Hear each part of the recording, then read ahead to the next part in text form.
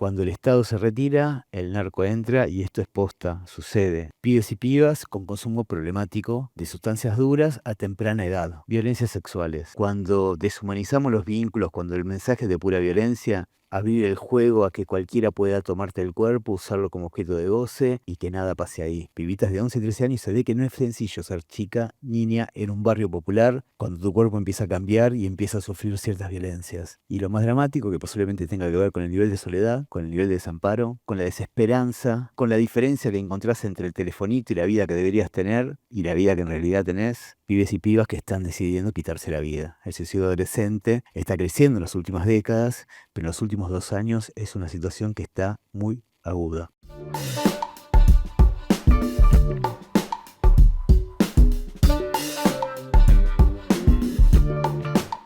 Bueno, hola a todas. Trabajo como docente a cargo de la materia de Psicología Evolutiva Niñez, materia obligatoria de segundo año de la carrera de Psicología en UBA. Y tengo la responsabilidad a su vez de trabajar como director de Salud Mental y Consumos Problemáticos en la Secretaría de Salud del municipio de Quilmes. La idea hoy, como mencionaban, es poder hablar un poquitito sobre salud mental, políticas públicas y perspectiva de derechos. En realidad sería contarles una experiencia chiquitita, aunque importante para muchos y muchas de nosotros, referida a la implementación de la Ley de Salud Mental en función de la transformación del modelo de atención en el municipio de Quilmes. En principio agradecer a Psicología del Sur y a Facundo Calvo por la invitación y la posibilidad de estar hoy compartiendo con ustedes. Yo pensaba compartir algunas líneas sobre la Ley Nacional de Salud Mental, luego caracterizar brevemente el municipio de Quilmes y finalmente sí trabajar 3 líneas de transformación que venimos llevando adelante en la Secretaría de Salud en relación a la salud mental. Quizás lo primero para decir es que, así como venimos hablando de la emergencia en discapacidad, emergencia pediátrica,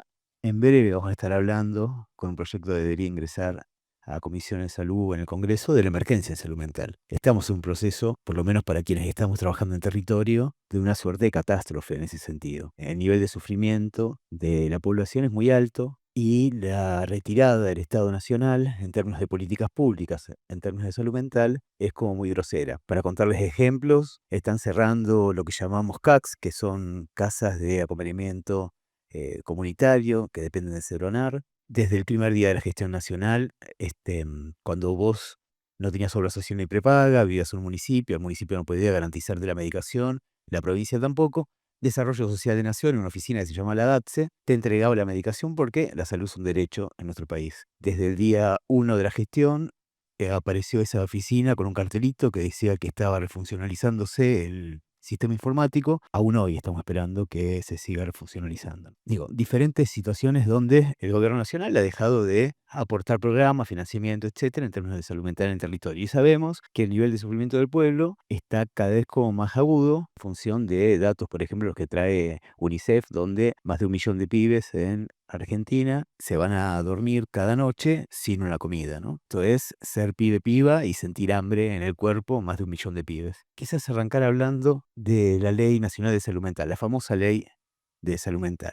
Me gustaría compartir 2 líneas sobre la ley. En principio, la definición, porque me parece que hay un punto ahí que es importante. Y por otro lado, meterme con aquello que aparece una y otra vez en los medios masivos de comunicación referido a las internaciones involuntarias. Es una ley que impide la internación, supuestamente. En cuanto a la definición, mencionar algo que me parece interesante, estando en un festival que se llama Psicología del Sur, que tiene que ver con que la ley define la salud mental como un proceso. Al hablar de proceso estamos pensando en el interjuego entre la variable tiempo y la variable cambio. La salud mental es algo dinámico, es un proceso donde los cambios van sucediendo a lo largo del tiempo. Se piensa ese proceso como un proceso biopsicosocial, pero quizás el punto más interesante es que ese proceso que hace a la salud mental está fuertemente vinculado al acceso a derechos. Esto significa que si no tenés acceso a derechos básicos para tener una vida vivible, esto tiene que afectar tu cuerpo, tus emociones, tus pensares. No hay posibilidad de pensar una ley de salud mental sin acceder a derechos básicos para una vida vivible. Y ese es un punto interesante porque en la formación académica, no sé cuántos de ustedes son estudiantes, cuántas son estudiantes, muchos, muchas son estudiantes. Por lo general en la carrera de grado nos formamos leyendo textos, artículos, manuales norteamericanos, europeos, donde la salud mental tiene unas problemáticas diferentes a las de nuestra región, a las del sur, a las de Argentina y particularmente a la provincia de Buenos Aires, donde insisto, una de cada dos personas vive sin acceso a derechos y por lo tanto esas son las problemáticas que nosotros tenemos. En ese sentido, quizás pensando la salud mental vinculada al acceso a derechos, mencionar el otro punto que hace a la ley un tanto famosa, que es esto de las internaciones involuntarias. Antes de la ley de salud mental de 26657, mi vieja podía ir a un juez de familia, plantear que yo estaba con consumos problemáticos, con conductas de riesgo, generando mucho conflicto en la comunidad, con mi familia, los vecinos, etcétera. Y el juez indicaba mi internación en un monovalente. Monovalentes son los hospitales especializados de salud mental, lo que llamamos manicomios. Y esa internación era la primera medida y no tenía un plazo de corte. Eran internaciones largas. Hoy, mi vieja puede acercarse a un juez de familia, plantear que estoy con consumo problemático, situaciones de riesgo, etcétera, pero el juez lo que va a indicar no es mi internación, sino mi evaluación involuntaria. Esto significa que examen policía se acerca a mi domicilio, aunque yo no quiera me van a trasladar a un hospital general. Hospital general no monovalente. Esto es, cuando te rompes una rodilla, tenés apendicitis, vas al hospital general. La salud mental es parte de la salud integral. Digo, la salud mental debería ser recibida, tratada humanamente, en el marco de los hospitales generales y no tan solo en los manicomios. Ahí me va a recibir un equipo interdisciplinario, no simplemente un psiquiatra, sino profesiones del campo de la salud mental, que van a evaluar si presento al momento del proceso de evaluación riesgo para sí o para terceros. No que mis antecedentes dicen que, no que si proyectamos mi recorrido y trayectoria de vida, sino que al momento de la evaluación presento riesgo para sí o para terceros y si efectivamente presento esa situación, voy a quedar internado involuntariamente si no tengo voluntad de hacerlo. La internación va a ser breve. Al mes, el juzgado va a llamar al hospital y va a pedir información acerca de qué pasa con Gonzalo. Llevo un mes internado. O sea, equipo interdisciplinario, hospital general, la internación como una última medida, en todo caso, y excepcional y breve. Les cuento, hace 4 años atrás, con un programa que se llamaba Municipios Saludables del Ministerio de Salud de la Nación, proponía a los municipios identificar personas que tenían más de 5 años de internación en un hospital monovalente. Entonces, nosotros desde Quilmes trabajamos con los hospitales monovalentes de la región, el Esteves y el Macho Romero o Alejandro Korn. Identificamos 11 personas. Habiendo tantas mujeres, es importante mencionar que de esas 11 personas, 10 eran mujeres, 1 era varón. Esas 10 personas no tenían más de 5 años, es decir, tenían 30 años de promedio. 30 años de internación en un manicomio es mucho. El encierro no cura y en esas condiciones menos aún. Yo entiendo que están muchas de ustedes aquí dispuestas a formarse, a pensar, a reflexionar sobre la salud mental. Sería importante que en función de su formación en algún momento pisen un hospital monovalente, como para tener una idea de si ustedes se sentirían cuidadas en ese contexto, su hijo, su hija, su hermana. 30 años ahí, 30 años comiendo con una cuchara, no viéndote en un espejo, porque si rompes el espejo te puedes cortar y como son 30 años donde el Estado te arrasa subjetivamente, que es lo que sucede en todas las instituciones totales, cerradas, como cárcel, etcétera, manicomios. Otra cuestión, quizás para mencionar, de internaciones involuntarias, es algo que me impactó la vez pasada viendo en TikTok. Había un videito donde había un señor que estaba en situación de calle, durmiendo, y de pronto frenaba una camioneta y bajaban 3 personas uniformadas. Buenas, buenas, sí, ¿cómo te llamás? ¿Dónde vivís? ¿Tenés familia? ¿Tenés cuestiones de salud? Y el tipo medio que sacándose una lagaña, imagínate vos en tu casa que te venga, hola, ¿cómo te llamas? Bueno, él está en situación de calle, es, a ver, como para ponerlo en claro, personas que semanas, meses, años viviendo en el marco del desamparo.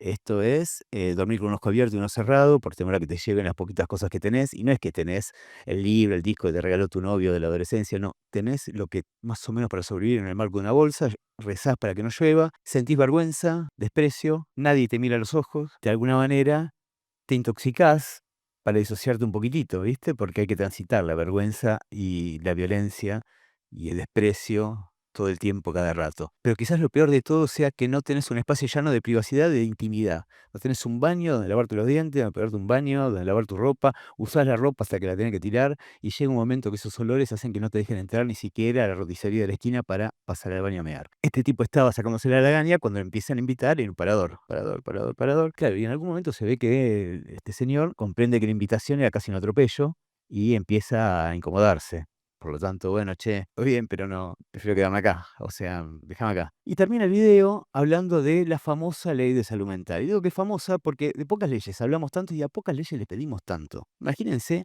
si la ley de salud mental la tenemos que modificar en función de empezar a internar a las personas que tenemos en situación de calle. Caminemos 3 cuadras hacia 11 y pensemos ahí a empezar a internar involuntariamente a toda persona que no tiene derecho a una vivienda, que ha vivido una vida terrible, y la respuesta del Estado será nuevamente el encierro involuntario para ver qué hacemos con vos. Es verdad que la ley te habla de acceso a derechos y cómo eso afecta a tu salud mental, pero sería como muy disparatado que si no tenés derechos te vamos a meter psicofármacos. Es como un punto medio disparatado de pensar. Dicho esto, quizás ahora sí contarles algunas cuestiones generales del municipio de Quilmes, donde venimos trabajando ya hace 6 años. Municipio de Quilmes, provincia de Buenos Aires, para quienes nos conocen, es segundo cordón de la provincia. Primer cordón es Avellaneda, Vicente López. Segundo cordón, Quilmes, La Matanza. Es donde tenemos los grandes barrios populares, donde se concentra la vida poco vivible de cientos de miles, millones de personas. Viven en Quilmes en particular 700.000 personas. Esto es, como para que nos den una idea, casi más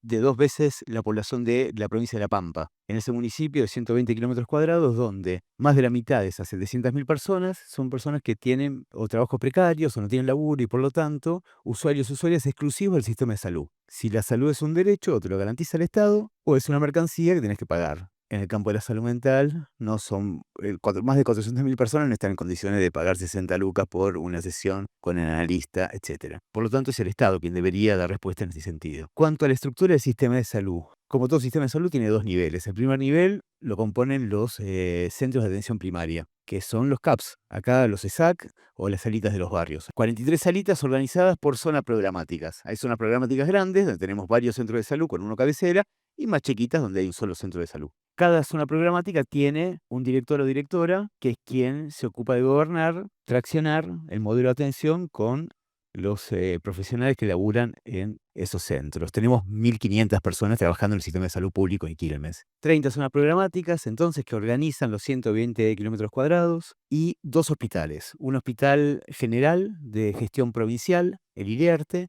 y un hospital materno-infantil, Eduardo Oyer, de gestión municipal. Esto es algo interesante de pensar que la salud se encuentra a cargo de los municipios. No, digo, provincia tiene un hospital, por ejemplo, en Quilmes y algunos dispositivos chiquititos, algún programa que te financia, y no más que eso. Pero el laburo es de los municipios. Si alguien garantiza en el conurbano la salud o no te la garantiza, son los municipios. Nosotros tenemos trabajando en esos CAPS, compañeros, colegas, psicólogos, psicólogas. Que claro, hay algo con la salud mental y el padecimiento subjetivo del otro que es medio jugar a la mancha, ¿viste? Cuando te viene alguien a hablar de sufrimiento, si vos estás en la administración y nosotros el psicólogo, el martes viene el psicólogo, venga a verlo a ella. Claro, y el psicólogo recibe cosas que son terribles todo el tiempo, cada rato, por lo tanto casi que se esconde en el consultorio, no articula con nadie del centro de salud, menos articulación tiene con los otros centros de salud, menos aún los hospitales, y esto es para adentro la fragmentación. Para afuera, la fragmentación es mayor todavía. El sistema de salud no tiene circuitos de articulación clara con el Servicio de Protección de Derechos de Niños y Adolescentes, la Secretaría de Mujeres, Diversidades y Derechos Humanos,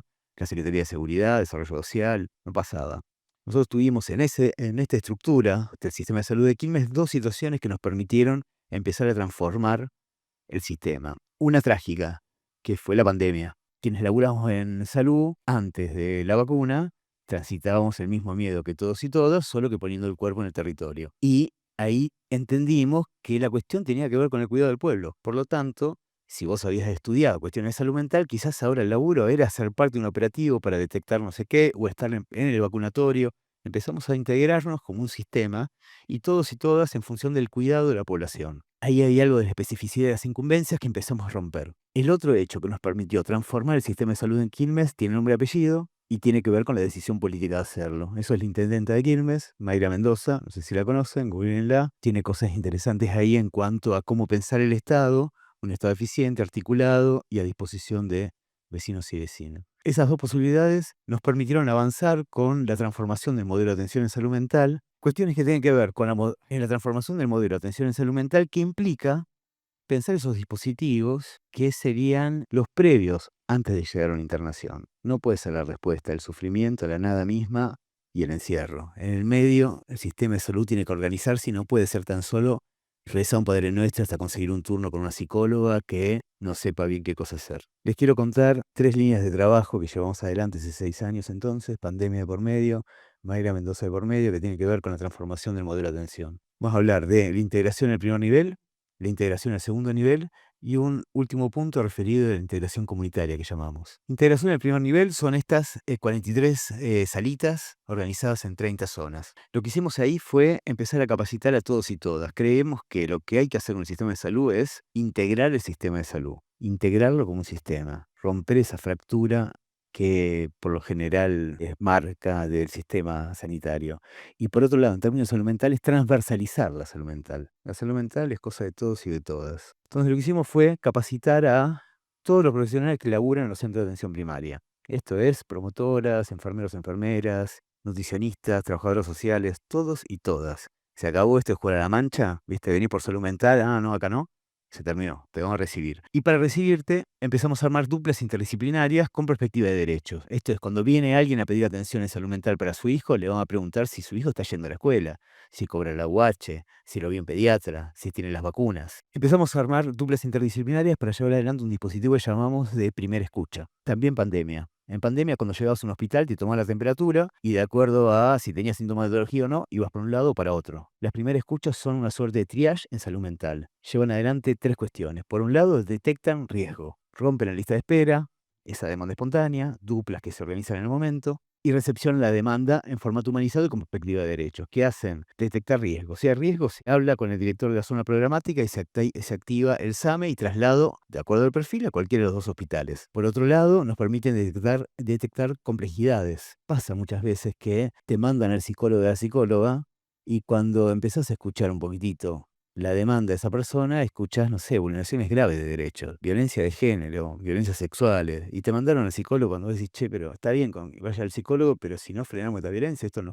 Esas primeras escuchas detectan complejidades que se informa al director o directora que toca los circuitos con Servicio de Protección de Derechos, Mujeres y Diversidades, Seguridad y demás, para trabajar en corresponsabilidad. No es que te derivamos a mujeres, sino que vamos a trabajar con la Secretaría de Mujeres en corresponsabilidad juntos, acompañando esa situación que entendemos que es grave. Y finalmente, aparte de detectar riesgos, complejidades, nos permiten detectar la demanda más recurrente en el territorio, en cada zona. Cada zona es diferente, cada zona tiene demanda diferente y empezamos a plantear a partir de la demanda más recurrente espacios grupales. Espacios grupales que tienen una potencia subjetivante, porque no es lo mismo cuando vas a hablar con un profesional que viene de capital y que no sabe qué es vivir en un barrio. Vivir en un barrio a veces es que cuando llueve, llueve adentro de tu casa, tenés agua a la cintura y preferís no irte por temor a que te roben las poquitas cositas que tenés, ¿sí? O no poder salir al pasillo a partir de las 5 de la tarde porque, bueno, entonces es medio raro a veces hablar de estas cosas con alguien que vive en un mundo tan diferente.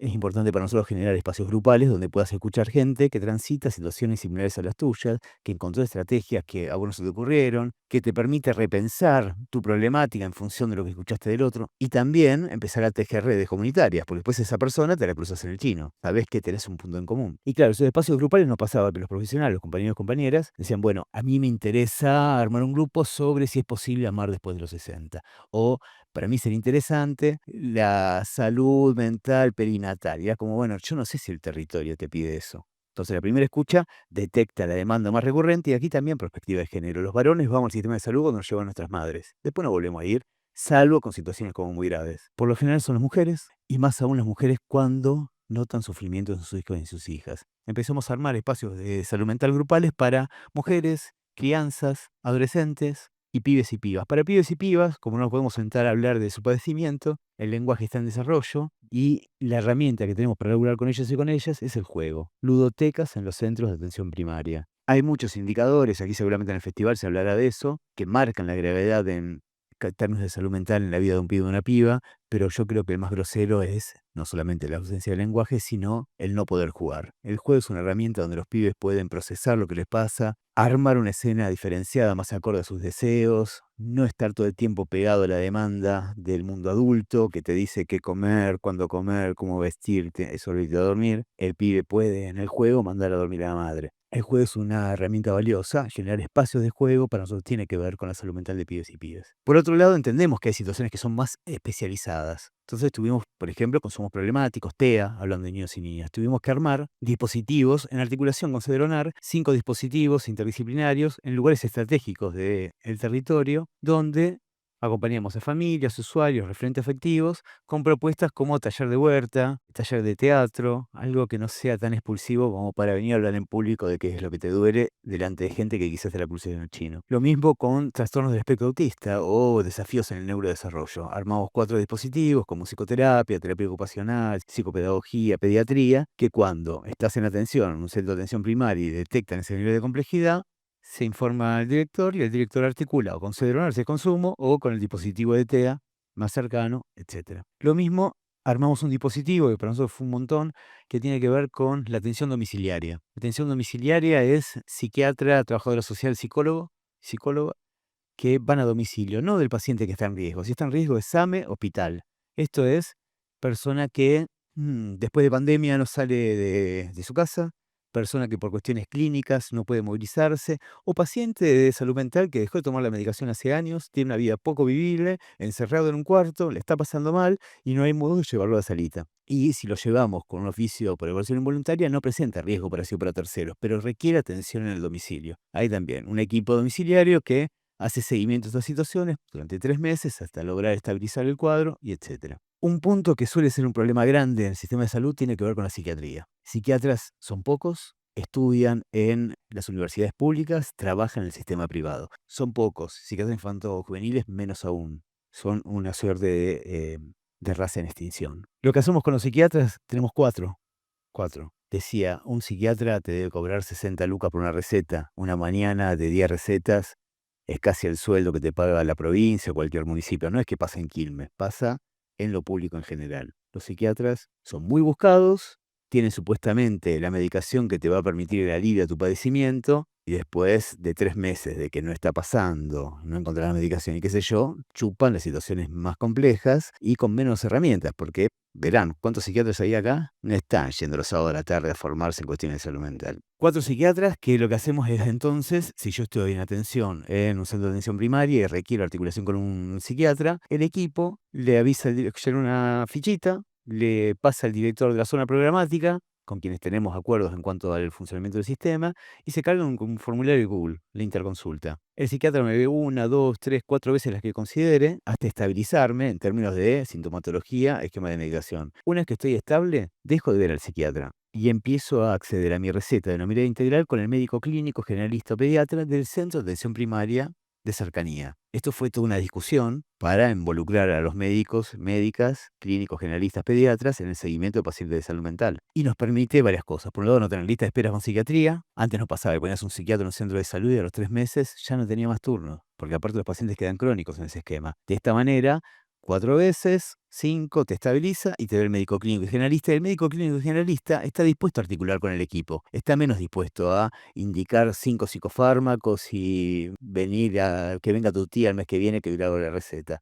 El médico clínico generalista comprende la seriedad de eso, tiene una mirada más integral, te pregunta hace cuándo no te haces análisis, etcétera, y se apoya más en el equipo. Hasta acá les vengo contando transformaciones del modelo, que esto implica reuniones sistemáticas, rasparnos todo el tiempo, tensiones todo el tiempo, pero vamos avanzando hace 6 años en esta lógica. Y quizás el último punto en el primer nivel de atención tiene que ver con un formulario. Un formulario que es este que mencionaba recién. El psicóloga llena una planilla, le da al director de la zona, carga un formulario, y ese formulario alimenta un Excel que manejamos desde la central de salud mental. Ese mismo formulario lo manejan Mujeres y Diversidades, el Servicio de Protección de Derechos de Niños y Adolescentes, el sistema educativo. Porque claro, antes ibas a una escuela y te encontrabas con situaciones de salud mental, la maestra te hacía una notita y te decía busca psicólogo. Y la mamá, en medio de los quilombos, tenía que salir a buscar un psicólogo que venía el martes, la mancha, eso de jugar a la mancha. Era como mucho, si la fragmentación del sistema va a quedar sobre el lomo de los vecinos, las vecinas, en el medio del quilombo, es como demasiado inhumano. Entonces empezamos a generar un formulario. Y ese formulario nos permite, les decía, alimentar un Excel que con 2 clics sabemos cuántas situaciones nos derivó el sistema de protección de derechos en el último año, o cuántas situaciones absorbió tal zona programática. Empezamos a gestionar con datos, que en términos de salud mental es un montón, la verdad. Generar cierta trazabilidad. Trazabilidad es, Gonzalo Clerici pidió atención al sistema de educación, lo recibió tal equipo, ese equipo articuló con el equipo especializado en TEA. Tenemos un recorrido de esa persona. Como para hacer una idea de la magnitud de la demanda, estamos teniendo 150 pedidos de atención de otras áreas por semana. Sin contar la vecina, el vecino que se acerca directamente a cualquiera de las 30 zonas programáticas y las personas que ya vienen en atención. La demanda es constante y a cada rato. Bueno, pero de alguna manera fuimos encontrando, les decía, en esto de transversalizar la salud mental, de organizar un sistema, de articular con las otras áreas, claves que nos vienen más o menos funcionando. Un segundo punto importante tiene que ver con la integración entre el primer y el segundo nivel, las situaciones de urgencia. Lo que sucedía antes de nuestra gestión es que en un centro te atendías en un centro de salud, consideraban que estabas en situación de riesgo, llamaban al examen y te llevaban al hospital. En el hospital te recibían más o menos, quedabas en una sillita, ahí a la espera de que venga el equipo de salud mental que estaba abarrotado de pacientes en consultorio externo. A las 2 horas se liberaba alguno que decía, bueno, vamos a encarar eso que está en la guardia, y cuando llegaba, capaz que vos ya te habías ido después de 2 horas, de que te raspen, te incomoden. Podés estar loco, pero no comes vidrio y la violencia nadie se la fuma con una sonrisa. Por lo tanto, a las 2 horas teníamos al paciente en el centro de atención primaria diciendo, ¿para qué llamaste al examen? ¿Para qué me mandaste allá? Más furioso de lo que hicimos entonces fue refuncionalizar los servicios de salud mental de los dos hospitales. Esto es, pasame la nómina de pacientes que tenés en consultorios externos que los vamos a atender en los centros de atención primaria. 1000 pacientes nos pasó el Hospital Iguarte, el provincial, 600 pacientes nos pasó el hospital municipal. Los georreferenciamos y armamos la atención en el centro de atención primaria con médico clínico, generalista, psicólogo, etc. Y esos equipos empezaron a conformar guardias de salud mental en la Guardia General de los Hospitales. De lunes a viernes, de 8 de la mañana a 8 de la noche, tenemos guardia de salud mental. Si te pasa algo después de las 8 de la noche, quedarás en observación hasta que a las 8 de la mañana ingrese el equipo. Y en el Hospital Osher, que es el municipal, y tenemos más gobernanza, sábado, domingo y feriados también tenemos guardia. Tenemos una mesa de trabajo sistemática con los jueces de familia, la Secretaría de Seguridad, el SAME y los dos hospitales para pensar estrategias y para empezar a discutir el marco normativo, la ley de salud mental, cuándo indicamos internación, para qué le indicamos, cuáles son las... Si no conviene que mandemos el equipo domiciliario antes de mandarlo interno. Y una alegría que tuvimos hace 2 semanas atrás es que inauguramos el primer centro comunitario de salud mental en Quilmes. Centro comunitario que funciona, según la ley, como esos dispositivos intermedios que articulan el primer nivel con el segundo nivel. Esto es, persona que esté internada en el segundo nivel, pronta a ser externada, empieza a transitar espacios grupales en el centro comunitario. Persona que está en atención en el primer nivel y requiere algo de mayor contención, empieza a transitar espacios en el centro comunitario. Y como hay mucho estigma en la población en cuanto a que la locura implica peligrosidad y etcétera, empezamos a generar con otras áreas, juventudes, mujeres y diversidades, niñez, deportes, cultura, talleres abiertos a la comunidad, abiertos a vecinos y vecinas, donde el vecino y la vecina puede compartir un espacio junto con usuarios de salud mental. Esto es laburo sistemático intentando implementar la ley de salud mental, pensando en un paradigma que no sea el encierro como primera y última medida en cuanto al cuidado. Lo último que me gustaría compartirles tiene que ver con la integración comunitaria. La integración comunitaria implica empezar a construir redes comunitarias de cuidado. Empezamos a construir mesas intersectoriales. Las mesas intersectoriales surgen a partir de situaciones muy problemáticas. Esto es el suicidio de un chiquito en un barrio, que genera alarma en la comunidad educativa, en las escuelas de la zona, en los comedores, el asesinato de 2 pibes en otro barrio, tener mucha gente en situación de calle y con consumo problemático de pasta base y pasando hambre en tal pasillo. Situaciones que empiezan a incomodar a la comunidad, entonces empezamos a encontrar una respuesta posible que fueron estas herramientas que llamamos mesas intersectoriales. Son mesas que están funcionando hoy en 7 barrios populares, donde nos reunimos los directivos y equipos de orientación escolar de jardines primarias y secundarias del barrio, educación, los equipos del Servicio Local de Protección de Derechos, los equipos de mujeres y diversidades, los equipos de seguridad, desarrollo social y los equipos de salud de las zonas programáticas del barrio o linderas, junto con la comunidad organizada. Esto es, la vecina que abre las puertas de la casa, tiene un acto de amor, empieza a darle morfar a los pibes, o arma un merendero, un comedor, un apoyo escolar, la iglesia, los clubes de barrio, y ahí el Estado municipal lo que hace es ponerse a disposición de lo que las organizaciones sociales, que son quienes están en el barrio todo el tiempo, cada rato, porque podés llamar al examen las 24 horas, pero por lo general en los barrios te vas a aplaudir a la vecina que sabés que tiene el comedor y que te da respuesta. A esas vecinas, esos vecinos, a esa comunidad organizada, a las organizaciones sociales, intentamos poner a disposición los diferentes recursos del Estado. Esto es, la misma familia, porque los barrios tienen nombre y apellido de la cuestión, generaciones de vulneraciones de familias con vulneraciones graves de derechos.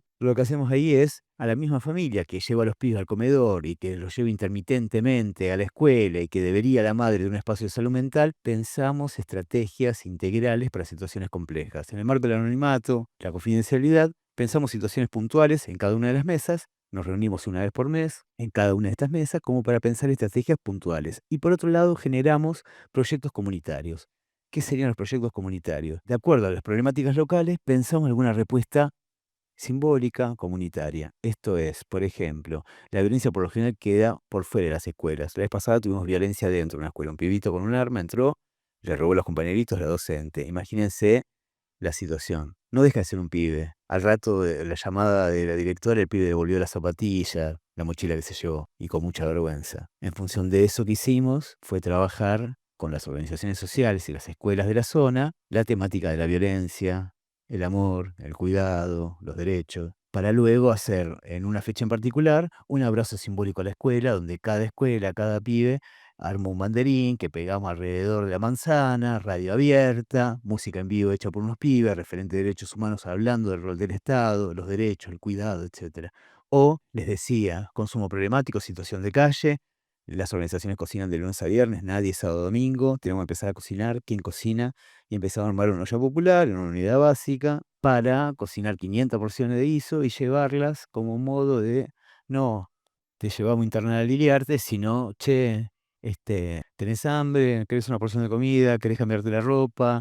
¿Vos no fuiste nunca a la salita? Empezar a generar vínculo. Empezamos a armar de acuerdo a la problemática entre todos y todas, y es importante porque la vecina, el vecino, empieza a ver a la de la salita, con la de la escuela, en el marco de la radio abierta. Para nosotros es un punto. En el marco de esto que yo mencioné al comienzo y ya me he ido cerrando, en el marco de la catástrofe, que en términos de salud mental, y para incomodar un poquito, hablemos de pibes y pibas, empezamos a encontrar situaciones que siempre tuvimos, pero que están creciendo en complejidad y en cantidad. 4 que son impactantes. Pibes y pibas sin cuidados parentales, pibes y pibas en situación de calle, a la buena de Dios resolviendo el hambre, el desamparo, la violencia como pueden. Pibes y pibas con consumo problemático de sustancias duras a temprana edad. Cuando el Estado se retira, el narco entra y esto es posta, sucede. Violencias sexuales. Cuando deshumanizamos los vínculos, cuando el mensaje es de pura violencia, pareciera que hay como abrir el juego a que cualquiera pueda tomarte el cuerpo, usarlo como objeto de goce y que nada pase ahí. Muchas